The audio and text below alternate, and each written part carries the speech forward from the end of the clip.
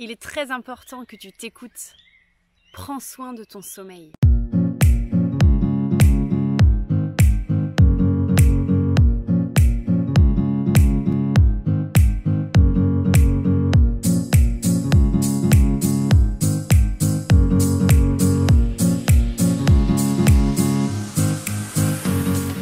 Coucou les petits loups, j'espère que vous allez bien. Alors aujourd'hui on va parler de sommeil et j'ai choisi pour parler de ce thème qui je trouve très important, eh bien j'ai choisi un texte de Nietzsche. J'aimerais vous le lire, donc c'est parti. Des chairs de la vertu. On vantait à Zarathustra, un sage, que l'on disait savant, à parler du sommeil et de la vertu. Et à cause de cela, comblé d'honneurs et de récompenses, entouré de tous les jeunes gens qui se pressaient autour de sa chaire magistrale, c'est chez lui que se rendit Zarathustra, et, avec tous les jeunes gens, il s'assit devant sa chaire, et le sage parla ainsi. Ayez en honneur le sommeil, et respectez-le, c'est la chose première. Et évitez tous ceux qui dorment mal et qui sont éveillés la nuit. Le voleur lui-même a honte en présence du sommeil. Son pas se glisse toujours silencieux dans la nuit. Mais le veilleur de nuit est impudent, et impudemment il porte sa corne. Ce n'est pas une petite chose que de savoir dormir. Il faut savoir veiller tout le jour pour pouvoir bien dormir. 10 fois dans la journée, il faut que tu te surmontes toi-même. C'est la preuve d'une bonne fatigue et c'est le pavot de l'âme. 10 fois, il faut te réconcilier avec toi-même, car s'il est amer de se surmonter, celui qui n'est pas réconcilié dort mal. Il te faut trouver 10 vérités durant le jour, autrement tu chercheras des vérités durant la nuit et ton âme restera affamée. 10 fois dans la journée, il te faut rire et être joyeux. Autrement, tu seras dérangé la nuit par ton estomac, ce père de l'affliction. Peu de gens savent cela, mais il faut avoir toutes les vertus pour bien dormir. Porterai-je un faux témoignage? Commettrai-je un adultère? Convoiterai-je la servante de mon prochain? Tout cela s'accorderait mal avec un bon sommeil. Et si l'on possède même toutes les vertus, il faut s'entendre à une chose, envoyer dormir à temps les vertus elles-mêmes. Il ne faut pas qu'elles se disputent entre elles, les gentilles petites femmes, et encore à cause de toi, malheureux. Paix avec Dieu et le prochain, ainsi le veut le bon sommeil. Et paix encore avec le diable du voisin, autrement il te hantera de nuit. Honneur et obéissance à l'autorité, et même à l'autorité boiteuse. Ainsi le veut le bon sommeil. Est-ce ma faute si le pouvoir aime à marcher sur des jambes boiteuses? Celui qui mène paître ses brebis sur la verte prairie sera toujours pour moi le meilleur berger. Ainsi le veut le bon sommeil. Je ne veux ni beaucoup d'honneur, ni de grands trésors. Cela fait trop de bile. Mais on dort mal sans un bon renom et un petit trésor.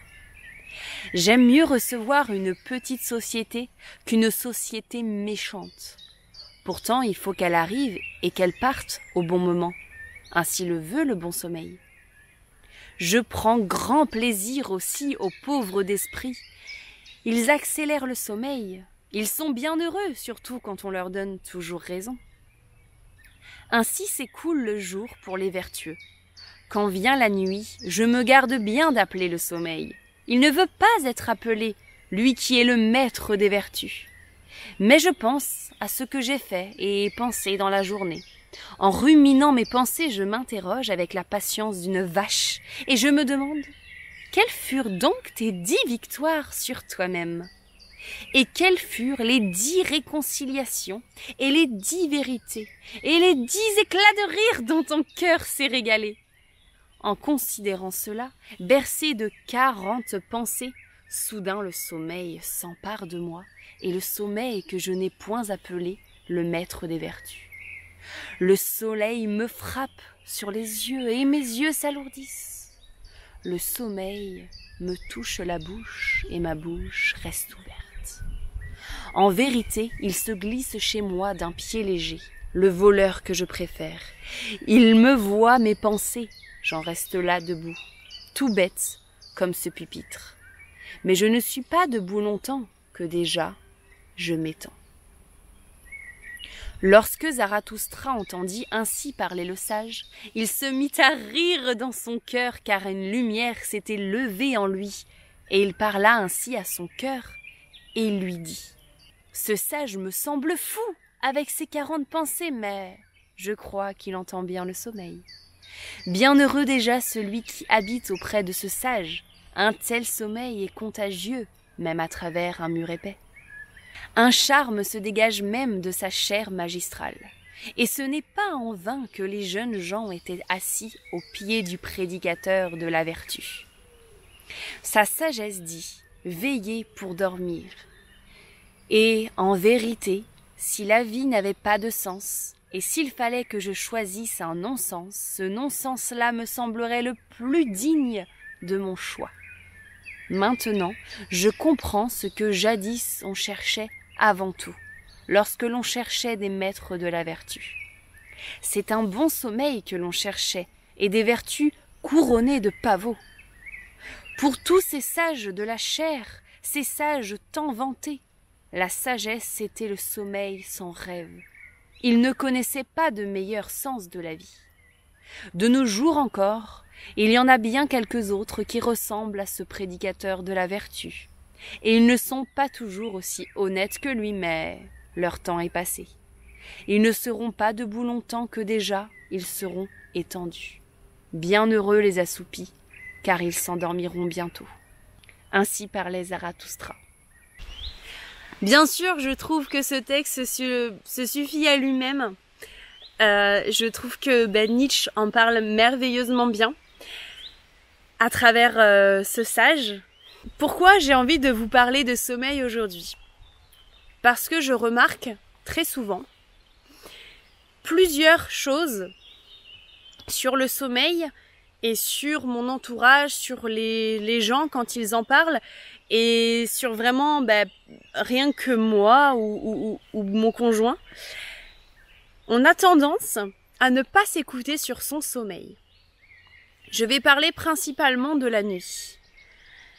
La journée, il y a des gens qui arrivent à faire des siestes et d'autres qui n'ont pas le temps, pas la possibilité, en tout cas dans leur travail, c'est pas quelque chose qu'ils peuvent prendre le temps d'une sieste de 10-15 minutes, sachant que c'est une habitude à prendre et c'est un entraînement, parce que moi-même, je n'y arrive pas, de dormir seulement 10-15 minutes.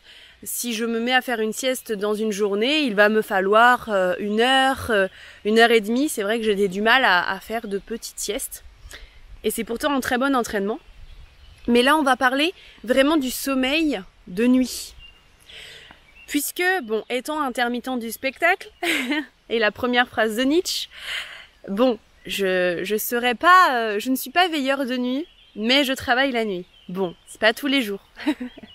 Mais c'est vrai que je fais partie de ceux qui, finalement, ne dorment pas la nuit lorsqu'ils travaillent. Et je remarque quelque chose sur le sommeil, que j'ai envie de mettre en lumière, deux choses. Donc là, cette fois-ci, on va mettre de côté Nietzsche, puisque comme je vous ai dit, pour moi, ce texte suffit à lui-même. Je peux pas le dire avec mes propres mots, je trouvais ça très bien de vous le lire. Donc là, maintenant, je vais dire avec mes propres mots 2 choses simples, mais pas anodines, je pense, qui concernent pas mal de gens. Lorsque, le soir, vous rentrez, par exemple, de votre travail, ou vous avez travaillé de chez vous, selon votre travail, et qu'il est temps de stopper ce travail-là, et, je ne sais pas, vous allez manger le soir, et vient le temps du sommeil. Souvent, il y a quand même pas mal de gens, je vais parler surtout en France, parce que selon les pays, selon les cultures, selon la richesse, selon tout ça, bien sûr, les activités sont pas les mêmes, et même les caractères, il y a des gens qui vont pouvoir prendre un livre avant de se coucher, il y a des gens qui vont regarder Netflix avant de se coucher, un film, tout ça, enfin, il y a plein de sortes de personnes. Mais j'ai vraiment l'impression que nous n'écoutons pas notre sommeil le soir. Comme si nous avons décidé qu'il n'est pas l'heure, dans notre routine du soir, dans ce qu'on a préparé, ce qu'on a envie de terminer, que ce soit notre page, que ce soit notre série, que ce soit notre film, que ce soit même le fait que nous sommes en train de manger parce que finalement nous avons mangé très tard. Peu importe l'activité qu'on fait, eh bien j'ai l'impression que si nous n'avons pas décidé psychologiquement de se dire c'est maintenant que je vais me coucher, c'est maintenant que je vais dormir, nous avons tendance à ne pas écouter notre corps lorsque notre corps nous demande de commencer un cycle de sommeil, lorsqu'on s'endort, lorsque nous avons vraiment cette sensation mais physique, vraiment physique de c'est le moment.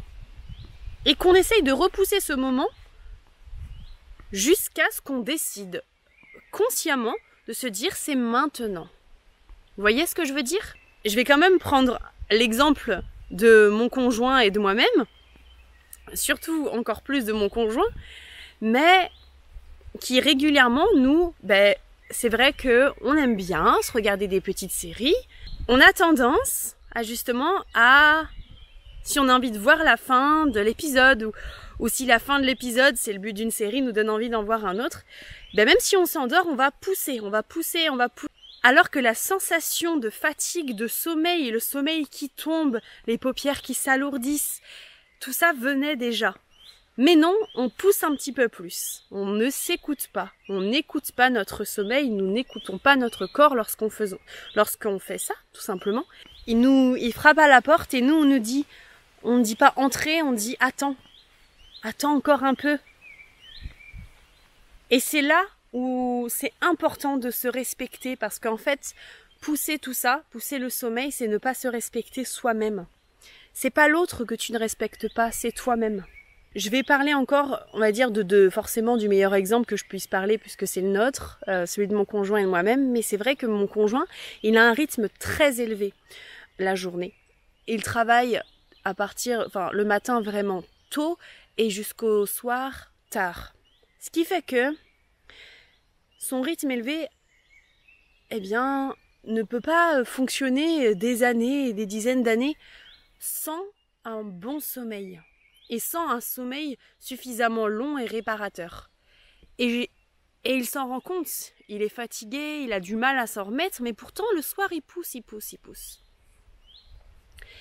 Et c'est là où il faut conscientiser parfois quelque chose de simple, parce que finalement c'est simple de se rendre compte de cela. Il faut vraiment prendre le temps de se dire, est-ce que c'est plus important d'avoir un bon sommeil, que demain je puisse avoir une belle journée, pas fatiguée, reposée mentalement, physiquement, plutôt que de voir 5 minutes d'un épisode qui est fictif, qui n'existe pas et qui n'a pas d'intérêt sur ta vie de tous les jours. C'est-à-dire que malgré, d'ailleurs, parce que nous certaines séries quand même qu'on regarde, je trouve un intérêt au questionnement, à se poser des questions dans notre vie, il n'y a pas de gravité de le voir le jour J ou le lendemain. Vous voyez ce que je veux dire? Par contre, dormir maintenant et tout de suite lorsque c'est nécessaire, ça oui, ça a un impact et ça a un intérêt et c'est très important. Deuxième chose sur laquelle je veux vraiment vous parler par rapport au sommeil, je pense que on n'a pas eu vraiment peut-être l'éducation c'est pas vraiment l'éducation que je veux dire, mais on n'en parle pas suffisamment. J'ai l'impression que c'est pas quelque chose. On fait vraiment attention. Et quand on en parle, on va parler des finances. Je vais vous parler de bien dormir sur un bon matelas. Choisir son matelas. Choisir vraiment l'endroit sur lequel tu vas pouvoir t'assoupir. Tu vas être bien pour dormir. Pourquoi je vais vous parler de ça? Parce que régulièrement, quand on parle de matelas, les gens vous disent qu'ils n'ont pas de finances, qu'ils n'ont pas d'argent et que maintenant c'est pas possible de le changer. Mais pour autant, ils dorment mal, ils ont mal au dos, c'est des matelas vraiment qui sont pas bien, qui n'ont pas coûté très cher sur l'instant. Et ce n'est pas forcément la majorité des gens, mais en fait, parfois ces mêmes personnes-là vont dépenser beaucoup d'argent dans des choses beaucoup plus futiles. Et je ne considère pas le sommeil comme futile et ça n'engage que moi, je parle en mon nom. Et quand je dis des choses futiles, ça veut dire par exemple avoir 40 paires de chaussures. Je pense que c'est futile, même si d'autres ne le penseraient pas. Moi je pense qu'avoir 40 paires de chaussures, c'est beaucoup plus futile qu'avoir un très bon matelas où tu passes des heures et des heures, la moitié de ta vie presque. Tu vois? Donc c'est important. Il y a peut-être des sous que l'on peut mettre dans le matelas, de côté, pour avoir un jour un bon matelas. Pour moi, c'est en dehors voilà, de tout ce qu'apporte Nietzsche comme information et comme voilà, la littérature, je trouve qu'il s'exprime tellement bien et je pense que c'est bien construit pour arriver à se faire aussi une idée de ce que j'avais envie de vous transmettre dans la vidéo. Mais voilà, pour moi, les deux petites choses que moi, avec mes mots, j'avais envie de vous rajouter, c'était cela, vraiment l'écoute du sommeil qui arrive, qui vient, qui est là. Il est bien aussi de ce que dit Nietzsche, de pouvoir se donner des bonnes idées de qu'est-ce que j'ai accompli, qu'est-ce que j'ai réussi, qu'est-ce qui m'a fait rire, d'avoir des belles idées, des bonnes énergies avant de s'endormir et pas de ruminer des choses malsaines, qui sont violentes, en colère avec des mauvaises émotions. Enfin, c'est pas que elles sont mauvaises, mais c'est des émotions qui te mangent, qui te rongent et ça va pas aider pour une qualité de sommeil et pour bien s'endormir et pour être bien dans sa tête puis dans son sommeil, vous voyez? Donc c'était une petite vidéo qui est quand même assez longue puisque le texte, il était un petit peu long à lire. Mais j'espère que ce texte aussi vous intéressera. Pourquoi pas acheter le livre. Donc je faisais cette vidéo aujourd'hui, voilà, pour essayer que vous vous posiez la question. D'une, est-ce que je respecte mon sommeil? Est-ce que quand je m'endors, je vais vraiment m'endormir? Je vais pas repousser ce sommeil-là qui vient à moi? Et deuxièmement, est-ce que j'ai un bon matelas? Est-ce que je me suis posé la question? Est-ce que c'est important pour moi? Est-ce que il y a des choses que je pourrais par exemple mettre de côté le temps de pouvoir mettre de l'argent sur un peu importe où d'ailleurs et pouvoir à ce moment-là choisir où je mets cet argent-là dans mon bien-être, et le bien-être du sommeil est tellement important à mes yeux que on peut peut-être se priver sur un temps donné de certaines choses, peut-être un peu plus futiles, mais encore faut-il se poser la question. Donc ça sera tout pour aujourd'hui, j'espère que la vidéo vous aura plu et n'hésitez pas à acheter le livre de Nietzsche parce que je trouve que c'est très intéressant et ça remet en question et en tout cas pour moi c'est un auteur qui est vraiment qui relève pas mal de sujets intéressants selon moi. Voilà, donc je vous invite à respecter votre sommeil et quand le sommeil est là, dormez. Faites-vous du bien, prenez soin de vous et je vous embrasse et je vous dis à bientôt dans une nouvelle vidéo. Gros bisous les petits loups.